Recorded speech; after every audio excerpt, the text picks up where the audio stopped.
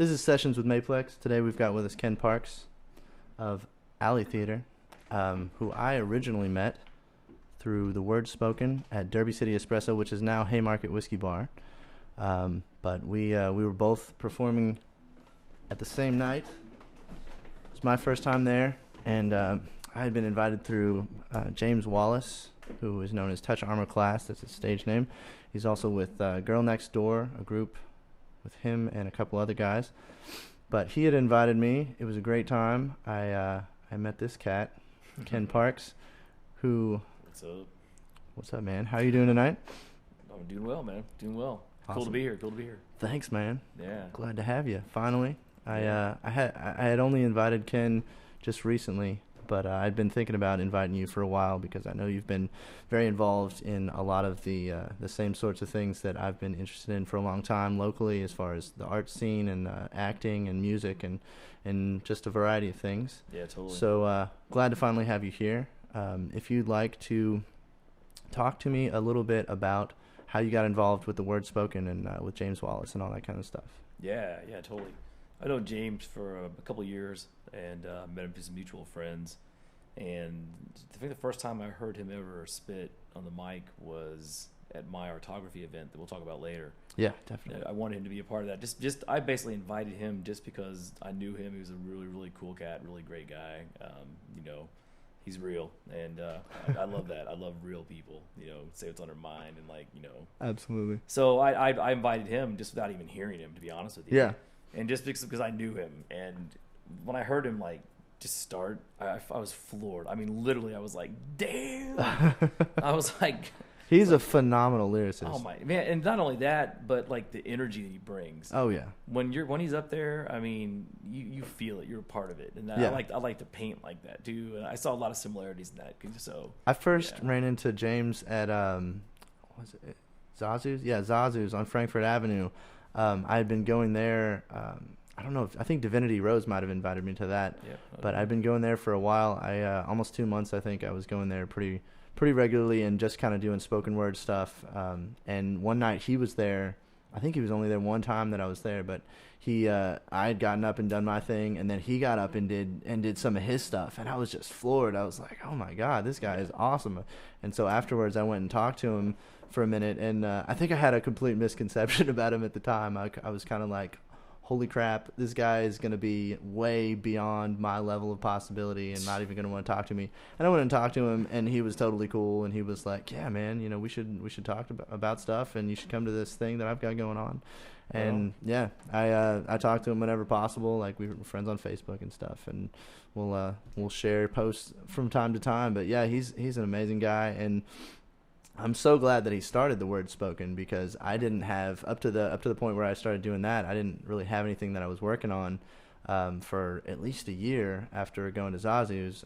I just kind of tapered off with that and had been busy with life and doing other things. And then the Word Spoken came around, and he invited me to it, and I was like, yeah, I could probably do that. And the next thing I know, I'm on the flyer, like the show flyer. Yeah. So I was like, well, I guess I'm going to that. And so I went and had an amazing time, and it's been history since then. But yeah, I love it, man. It's so cool. I mean, for people who don't know about it, it's pretty much a gathering of poets, hip hop artists,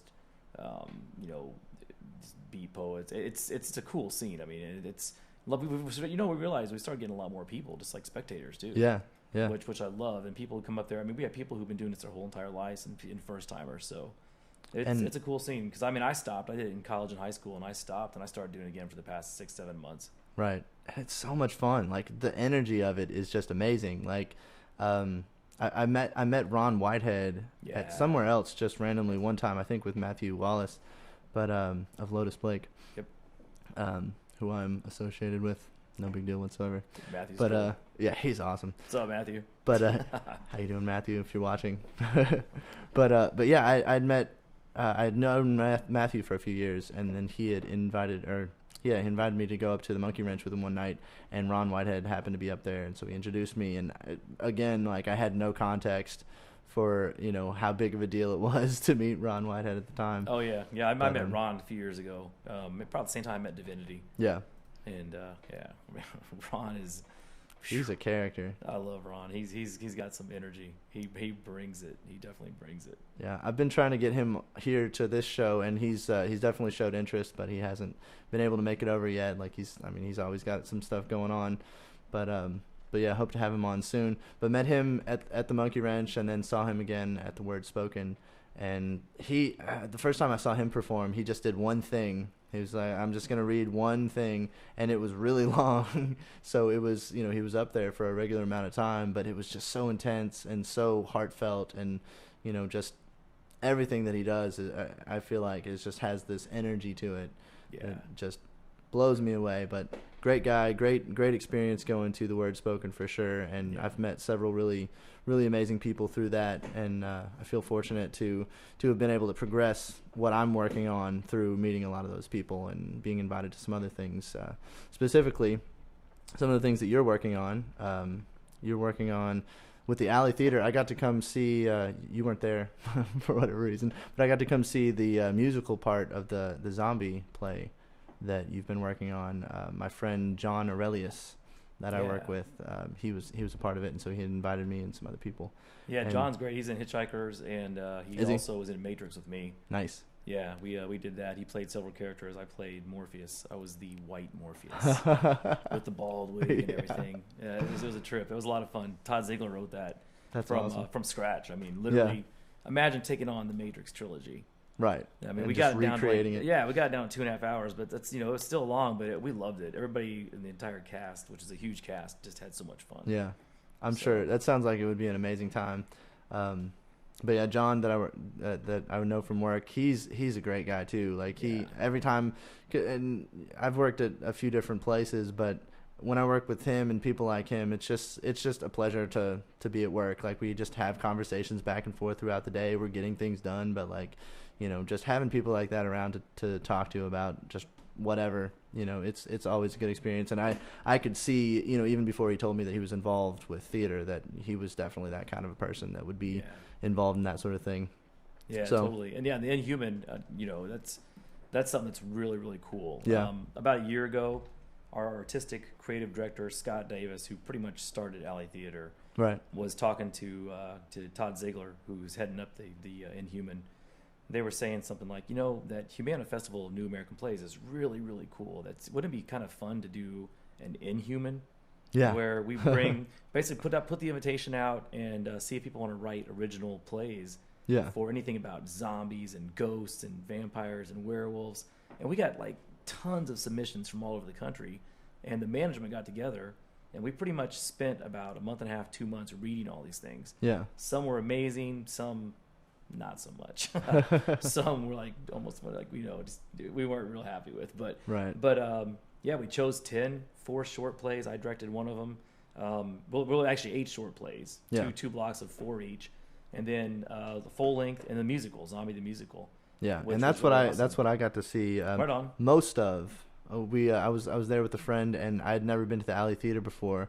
And so we got there. Well, we got almost there. We were GPSing the address and everything. We got almost there, and we passed it. And I was like, I think we might have passed it.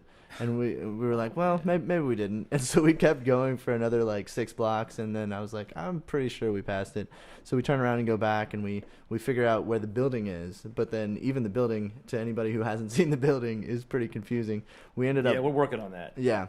I'm sure. Yeah, we're gonna put a new sign out in front, a huge one, and everything. Once we got inside, we saw a big sign that I said, why wasn't that outside?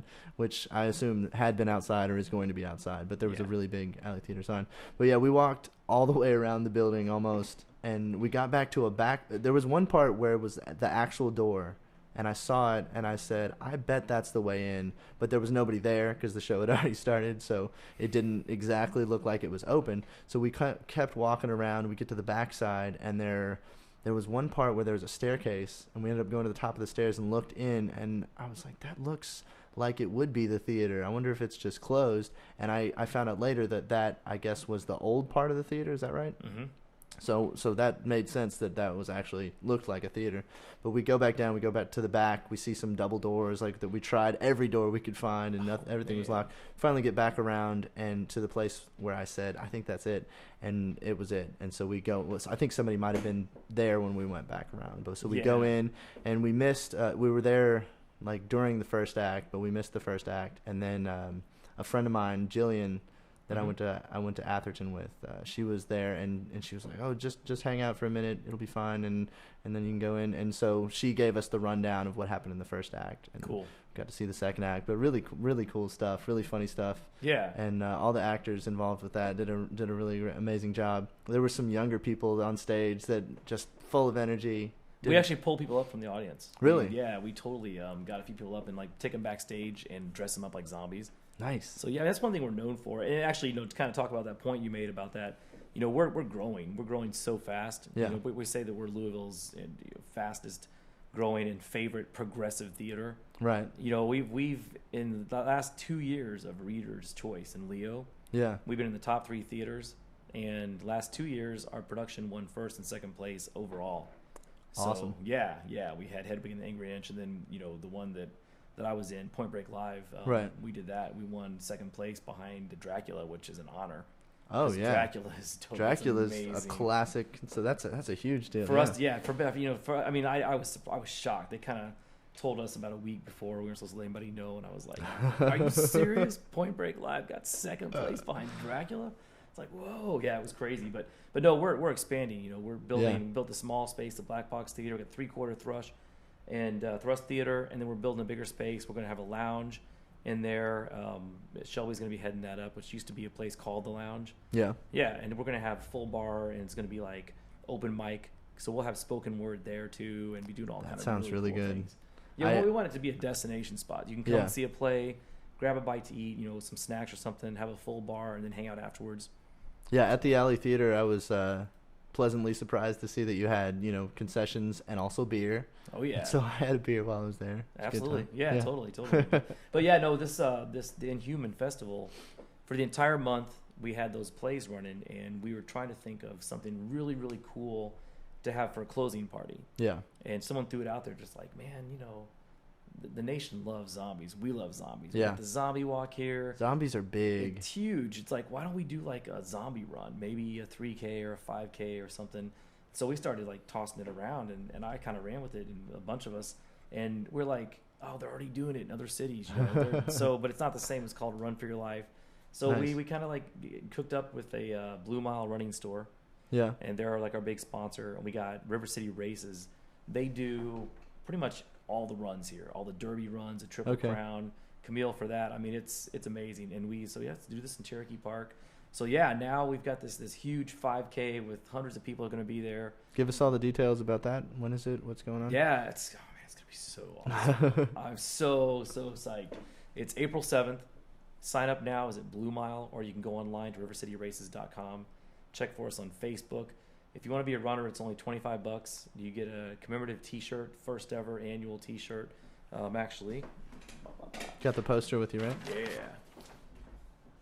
So the T-shirt is going to basically be like this, but it's going to say "I survived." If you're a runner, it'll have the date, and then on the back it's going to say "I'm zombie food." Nice. And have all the sponsors. Put it right up to the camera. Get all the details you can in there. Yeah, move it around a little bit. Alley Theater presents. Yeah, and that's zombie survival run. Yep, and that's gonna be the run itself in Cherokee Park. Registration is 7 a.m. The race starts at 8, and the infield we call the Field of Fiends. Yeah, we're gonna have activities for kids. We're gonna have zombie face painting. We're gonna be teach people to do the thriller dance, the zombie thriller dance, nice. The cheesy thing that everybody loves. Trying to talk my friend Tony into like doing it because he's done that. I'm like, you can be Michael Jackson zombie. I met Tony. He would be great at that. Yeah, right. Yeah, he's cool. Tony's one of my brothers. So he's cool. Yeah. But and we'll have just picture taken with a zombie. We'll have a printer right there. Yeah. I'm gonna be doing a custom graffiti background. I'm gonna be painting that up. Nice. So like kind of like a apocalyptic city. We'll have that. The zombies in this are gonna be made up with costumes and makeup from professional film and stage makeup artists. Okay. So and if you want to be a zombie, it's $5. And that goes to our theater, which is 501c3 nonprofit, And this is kind of a fundraiser for us, also a closing kind of culmination party for the Inhuman Fest that we're doing. Yeah. But we're gonna have tons of zombie activities. We're gonna have food truck out there. We're gonna have Bear Nose Pizza. Nice. Out there. We might have a few little concessions. Blue Mile will be out there. We're gonna have the Zombie Trading Company giving a raffle away. Doing a raffle. Okay. Yeah. And what kind of stuff are they raffling off? Do you cool know? stuff. We're still working on that. Yeah. Okay. But the cool thing about the race kit here, I'm not a runner myself. Yeah. I mountain bike, rock climb, sail, do a lot of stuff like that. But one of the things we wanted this to be really, really successful, and so Blue Mile said, running T-shirts are huge. Yeah. So Melissa, she's my partner in crime with this, Melissa Gaddy, she kind of said, how about a detour sign for that? And that's when I came up with that logo. Nice. And did the zombies chasing the runners. Yeah, but it's going to be a commemorative first edition shirt. We plan on doing this. It's going to get bigger and bigger and bigger every year. Do it every year? Yeah. We've invited, Terry Miners on air, and we've got Angie Fenton and the entire staff of the Voice Tribune. We're going to be in the paper this week. They're going to be running it. We've got, I was on the radio today with the Lindsay and Lambert show. They're running in it. My friend Jessica Lee, I'm going to invite her from 103.3 in the Hacks. We've got all these different people coming. That's great. We're inviting the mayor. So it's going to be huge. But the cool thing is you got to get to the finish line with at least one flag. So we've got it's like capture, or it's like flag football. Flag football, yeah. There's 3 flags. Our zombies are going to be strategically placed in ambush stations and pop out at you and get you. Nice. But it's funny because a lot of people are like, oh man, I can outrun zombies. I'm a runner.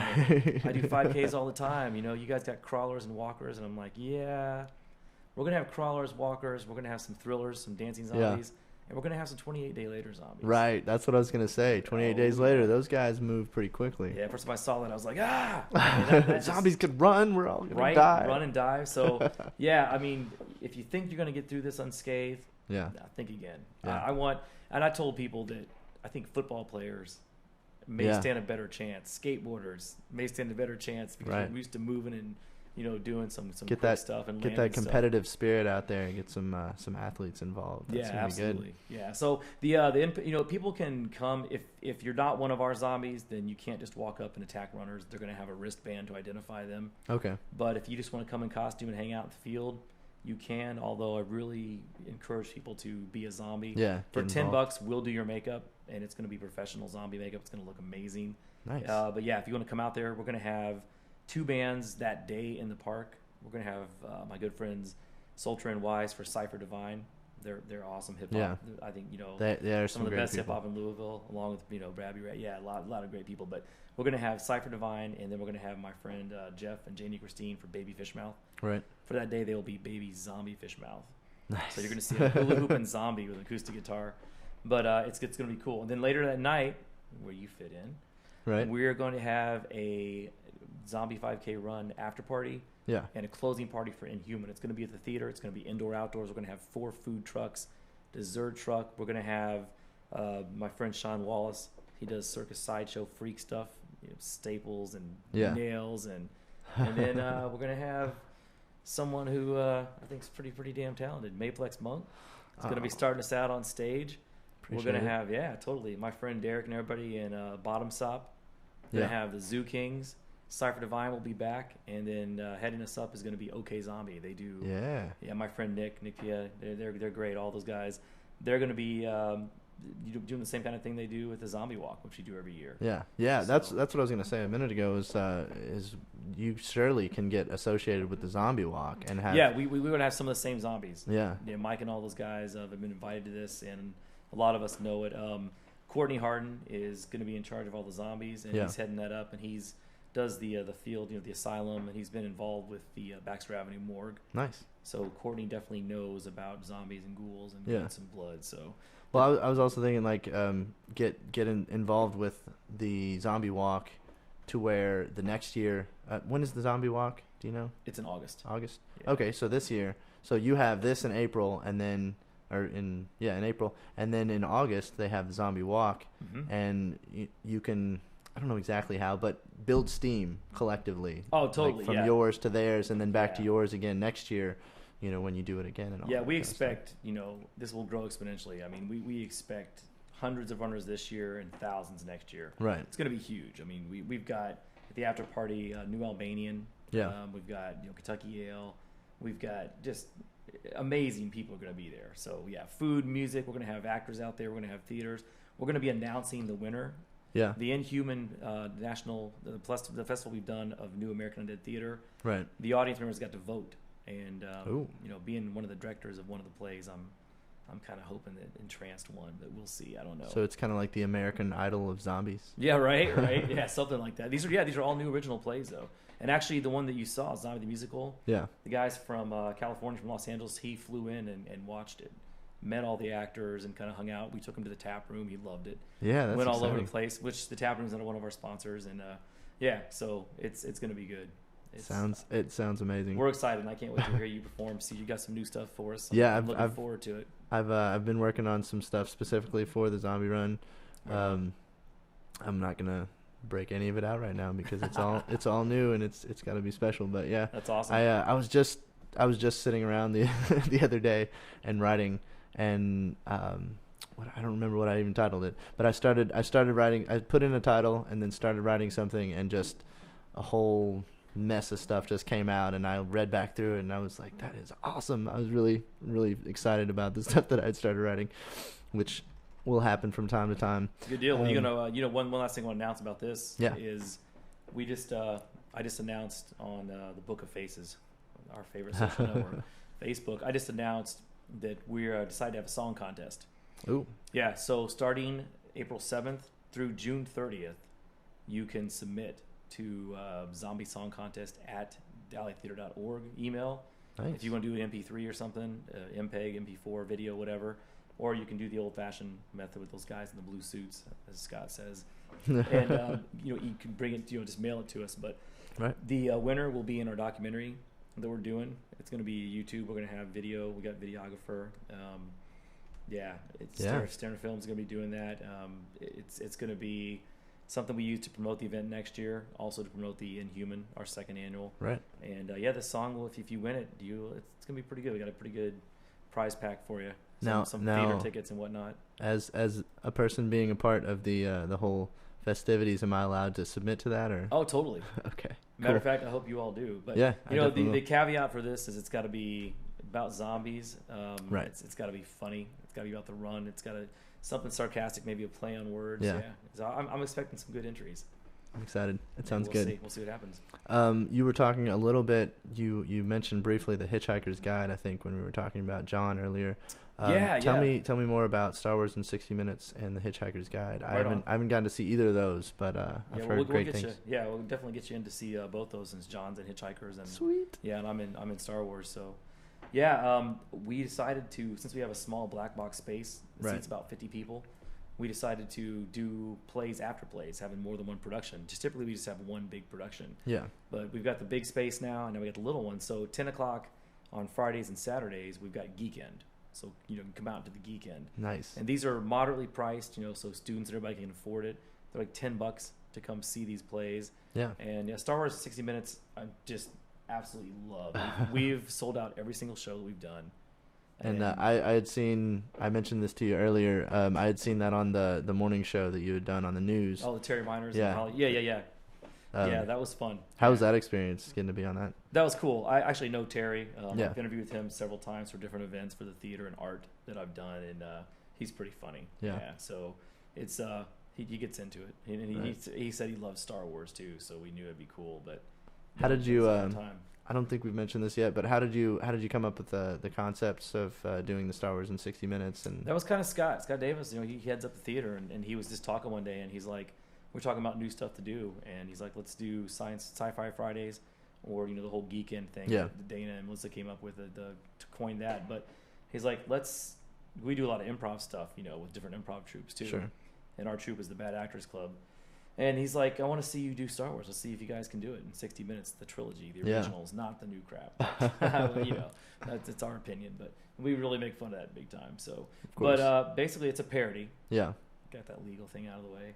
But it's literally New Hope, Return of the Jedi, or Empire Strikes Back, Return of the Jedi, and we do it in 60 minutes with 5 actors. I play Han Solo and Yinub and just different characters. C-3PO once. Oh, so everybody plays multiple different characters? It's quick change. If anybody ever saw Tuna Christmas, Okay. that's similar to that.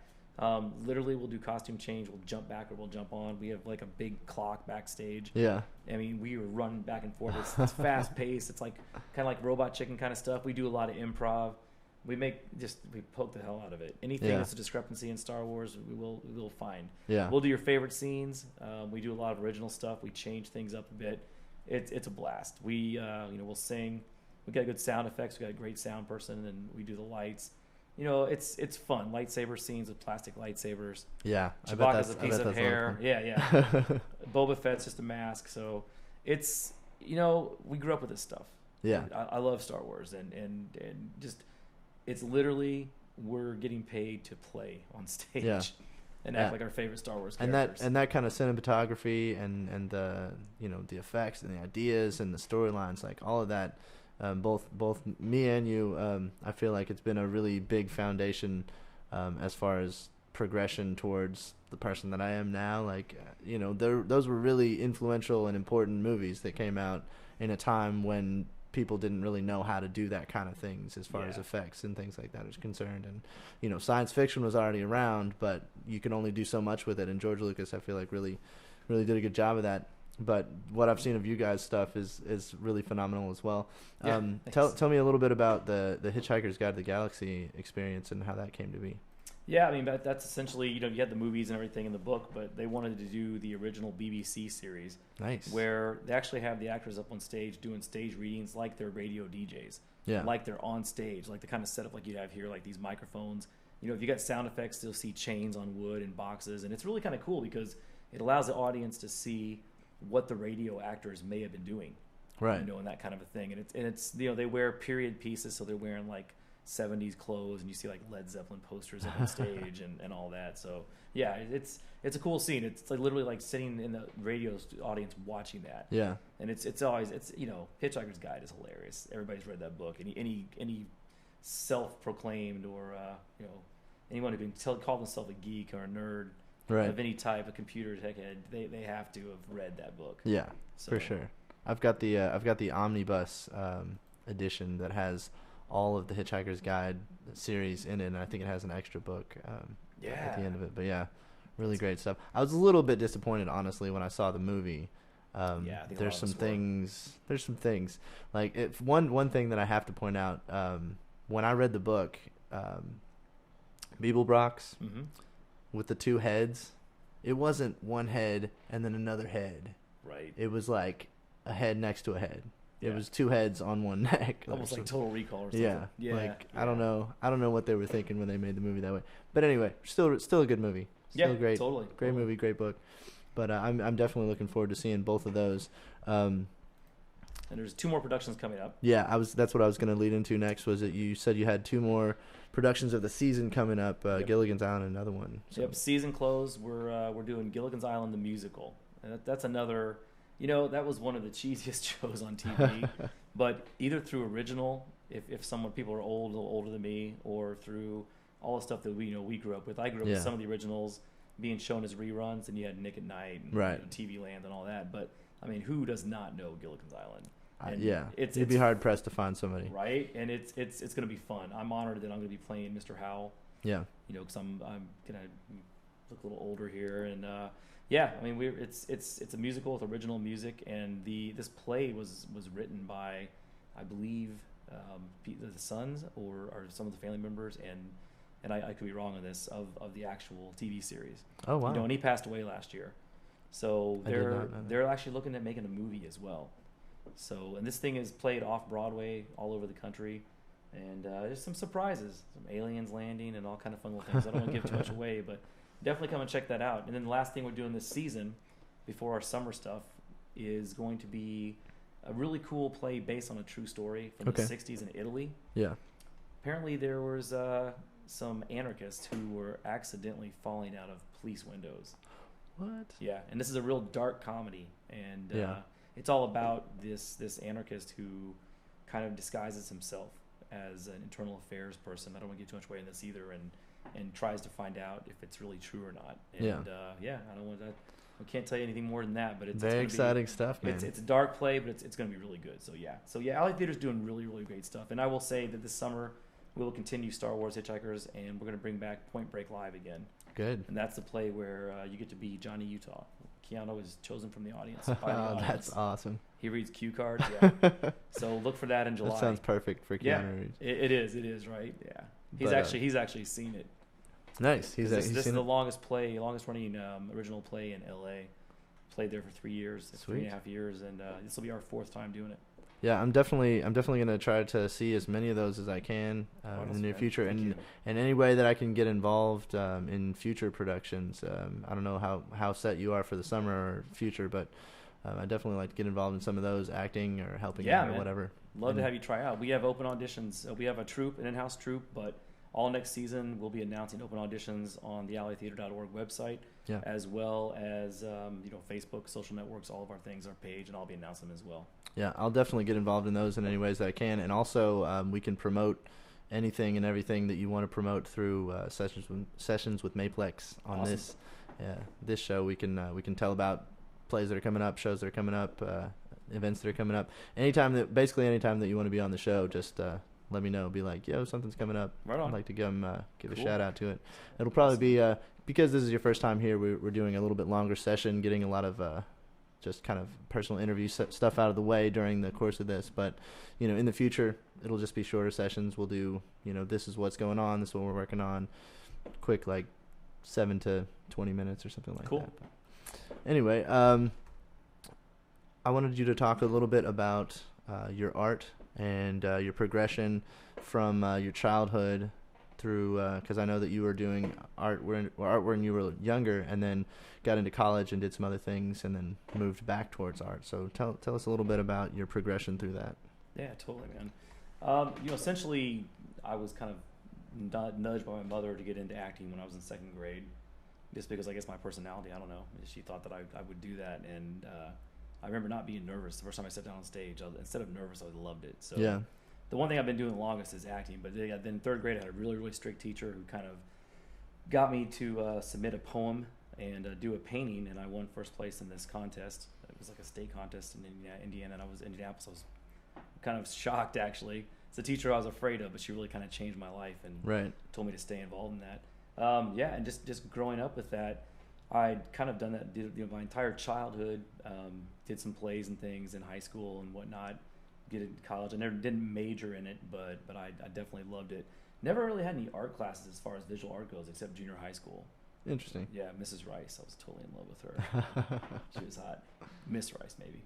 But that was, again, just getting some basics and stuff. But after that, just kind of got into a little bit different thing. I was a poli-sci major and did some outdoor rec and some public environmental affairs stuff. Started getting really political. Started getting into a lot of nonprofit work, a lot of environmentalism stuff. Really, really was just fired up for that. So it kind of went that direction. Got out to the real world, and my idealistic self had to make a little coin. So got into IT and did some marketing and stuff. I was president of a couple organizations in college and did some things with that. So kind of was in the whole management thing. And I just started moving up the corporate ladder. And at that point, I was, hearing it from my parents and ended up getting married for a while to my ex-wife, and just felt like I was supposed to do that. Right. You're supposed to make more money. You're supposed to climb the corporate ladder. And then you have a couple kids, and you're like, you got that responsibility. Yeah. And I started kind of feeling trapped, and I got to the pinnacle of what I wanted to do. Becoming a CIO and making 6 figures and having all this money, paying off my college loans and my college debt and everything. And that was cool, and I was grateful for that. But I also was hanging out with people that, they were talking about investments and golf. Not that there's anything wrong with that, and their new Jaguars, and it just, I knew about all the affairs going on with the people and the administrative assistants, and it was just shady, And you come from my upbringing in Indianapolis. We kind of grew up in the inner city, where we were one of the only white families in the entire street and everything. And so I grew up in a mixed environment, a little bit lower class, socially, economically, and going to this scene where there's all this money. And there's all these people that are so focused on money, and everybody was talking about their new toys, their new trucks, their new cars, their new TVs. Look what I got. Yeah, their country club memberships, and again, there's nothing wrong with that. That's cool if it's not your driving force in life, in my opinion. but it just wasn't my scene. Yeah. And I was just feeling more and more shallow, and I felt like I wasn't really giving anything back to the world. I didn't feel like I was being a good example to my kids. So ended up getting divorced, for lots of reasons. And I was, traveling. I was working 80 hours a week, sometimes 90, 75 hours a week. And just the money didn't mean anything to me anymore because I wanted more. Kept wanting more and more and more. Started becoming materialistic myself, getting a little selfish and shallow. And I was like, whoa. Put the brakes on this. Yeah, this isn't what you were trying to do with your life. Right? And I wasn't creating anything. I felt like I wasn't creating in any capacity. So at that time, I was kind of like going to churches every once in a while, and I started doing some acting again in that because I told them I used to act, and they kind of grabbed me. And I did a monologue one time where I played an alcoholic father calling his son for the first time in 25 years, and half of the congregation was in tears. People come to me and they're like, man, that was so moving. That really meant a lot to me. And I was like, my God, this is like, I should be doing this again. It's my calling. Yeah, right? So I started acting again, and then eventually it's funny how things just come back to you. I started drawing and painting. My second painting I ever made, I sold. And I was like, wow, that's great. Yeah, and I've been painting since 2007, and I've sold, close to 700 paintings. I'm grateful to say I have art in 10 countries and 31 states. And that is impressive. Thank you. I appreciate that. It's, it doesn't seem to be stopping. I get lost. I get in that zone, and when I'm painting, it's something, I've a lot of interesting things in my life where I could have become very depressed. I've had a couple near-death experiences, but unlike a lot of people that have gone through a lot of transitions in life, their parents divorcing and all that kind of stuff, I never ever had that dark time where I felt like I should take my own life, or where I went to like really, really hardcore drugs. I mean, I everybody's done stuff, and I drank and hang out. I was in a band. I was in bands for 7 years off and on when I was younger, play guitar and sing. And, but yeah, I think music, writing poetry, doing spoken word, acting, and art, visual art, performance art, that's like my therapy. Right. That's like that's my calling, and those are like my drugs of choice and my motivation, and that's what kind of kept me from, getting in that little dark spot where I ever felt hopeless, because I never have. And we were talking about this earlier. I've never been bored, and I've never really felt hopeless. People want to know why I'm like so positive. I'm just like, I don't know. There's so much to do all the time. Right? There's always something that you can work on. So totally, man, totally. Keep yourself busy with something that you enjoy doing. And if those kinds of things where you do it and I want to do this again, and you get a response from people like that, you did really good at that. You should continue doing that. Yeah. And you do more of it, and you feel great about it. Like it's really, I feel like it's important to find that kind of thing, in any walk of life, because different people, I feel like, have different things that create that feeling in their lives, that feeling of really getting something accomplished and doing something that you believe in and that means something to you personally. I feel like is that kind of thing. It may be rare, because I know that there are a lot of people that do get depressed and are miserable with things, but yeah, I also am very happy to have found things like acting and music and performance and spoken word and all the kinds of people that we've been talking about today. Yeah. And to get more involved in that sort of thing. Yeah. And it's not to say there's not drama in our life. I mean, my God, I've had so much drama. We could take an hour, talking about that. Sure. I don't bore people, but the drama, I think, is part of it. It's every experience that we have in life, whether it's deemed positive or negative at the time, is a chance to grow. It's a chance to experience these things and become who we are in this very moment. Right. It's something that I've said a long time. I wrote poetry about that as well.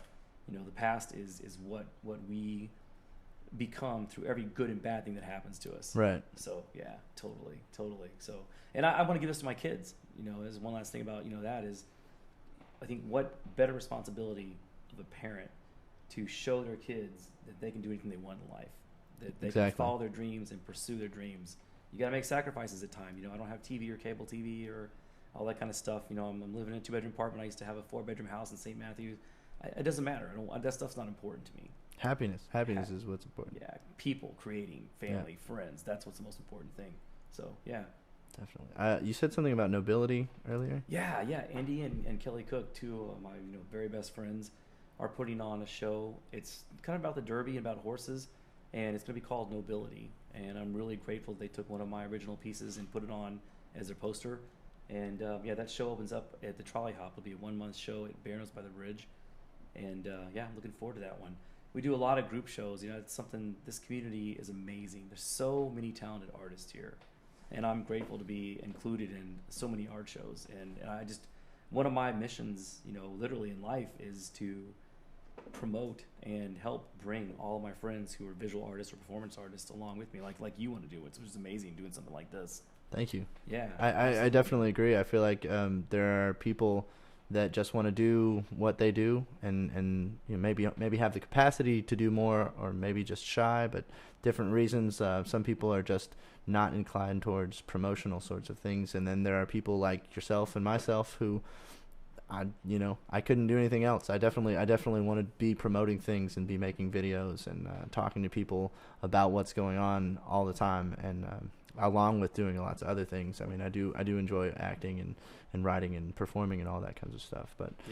But definitely promotion. I feel like it makes sense to my brain. It makes sense the way that it works, and you know, it's an enjoyable experience for me to go out and tell people about things that are going on, and get people involved in what's going on with me, and find out what kinds of things people want to work on, and maybe push them in the right direction, or help motivate them, or work on projects with them. That's what I'm doing through the creative community with Maplex Monk. This is just a small part of it. We've got lots of other things going on with it as far as yoga, and I have a friend that comes over and teaches me how to knit every week. I've been working on making a hat. Yeah. So there's just lots of things going on, and I definitely want to keep this sort of thing progressing and going on. You said something also about Sunflower Productions. Yeah. Is that Well, a good friend of mine, Sandy Gannett, is basically has a company called Sunflower Productions, and we met through a mutual friend, Taz, a couple other people at Highland Coffee, and we talked a little bit about our vision, and decided to partner, and we are going to be artists representing other artists. We're going to be working on a company to take visual art and bring it to corporations here in Louisville, and also bring some of the artists and branch out on both coasts. So also she's got contacts with a couple of art brokers in New York City who have some very, very amazing pieces, people you may have heard of, like Monet and Warhol and some other people. That is exciting. Yeah. So yeah, it's, you know, so we'll be working on selling those big pieces, and also taking all of our art from the local artists here and trying to help the rest of the world see how amazing Louisville art scene is. I mean, the art, music, and film here, the restaurants, this is an amazing city, and I really believe that this is the time that people all kind of come together, whether you grew up here or have, you know, migrated here. I think we're all coming here together for a reason.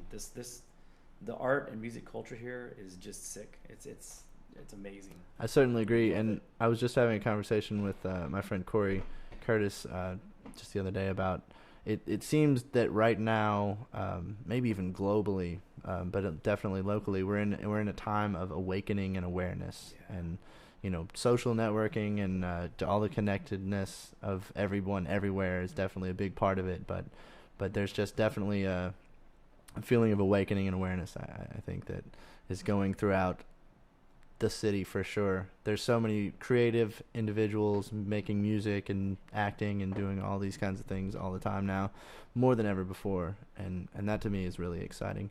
Yeah. Did you have anything else you want to talk about as far as art was concerned? Just a couple things. You know, we did artography last year. Sure. It was a 2-day event, basically, that was a gathering of photographers and artists. They got to come together and do a collaborative piece. And we had, you know, over 30 musicians come together. We had food trucks there. Just a real creative, fun little time to get together. We're doing that again in September. Okay. We'll be announcing more about that later, so stand by. We'll be doing calls to art on that. It's going to be bigger this year. It's a really cool thing. You basically get photographers and artists together and say you've got 6 weeks to come up with something collaborative. So how did that go down the first time you did the artography? It was awesome. Yeah, I mean, it was huge. We had really, really good turnout. Great time. Met a lot of new people, some good networking, a lot of old friends that got together. And even though the next day it was indoor outdoor, it snowed on us. Oh, wow. We still had a pretty decent crowd. So yeah, so stay tuned for that. Other things too is, you know, Louisville's film scene is getting bigger and bigger. All the film festivals. Right. You know, my friend Avery is doing a really, really cool film coming up that I'm honored to be in. One of the stars is Along Came a Stranger. It's a slasher film with some twists. It's not your typical film. So yeah, stay tuned for that as well. It's very exciting stuff, man. You've got a lot going on. Yeah. I'm sure you were telling me earlier how people tell you that all the time. They ask how you keep track of everything and keep doing everything all the time. But I understand. Like yourself. I understand. I'm constantly trying to work on something. It's been great having you here today. We're going to go ahead and wrap this up. This is Kenn Parks of Alley Theater and lots of other stuff. My name is Maplex Monk. You've been watching Sessions with Maplex, and we're going to call it a night. Have Peace. a wonderful day.